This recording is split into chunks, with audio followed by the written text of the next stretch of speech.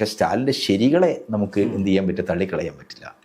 ഫാസത്തിൻ്റെ ഒരു കിരാത നീതിയിലേക്ക്, ലോകനാഗരികതയുടെ അന്ത്യത്തിലേക്ക് ലോകത്തെ നയിക്കാനാണ് ഹിറ്റ്ലറും മുസോളിനിയൊക്കെ ചേർന്ന് രണ്ടാം ലോകമഹായുദ്ധം ആരംഭിച്ചത്.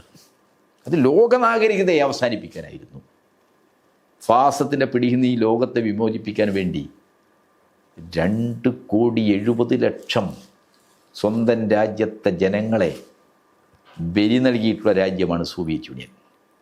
ഹിറ്റ്ലറുടെയും മുസോളിനിയുടെയും ഫ്രാങ്കോവിൻ്റെയും ഫാസത്തെ ഈ ഭൂമുഖത്ത് അവസാനിപ്പിച്ചത് സോവിയറ്റ് ചെമ്പടയുടെ ഇടപെടലാണ്. അതിന് നേതൃത്വം കൊടുത്ത മഹാനായ നേതാവാണ് ആര്? സഖാവ് സ്റ്റാലിൻ.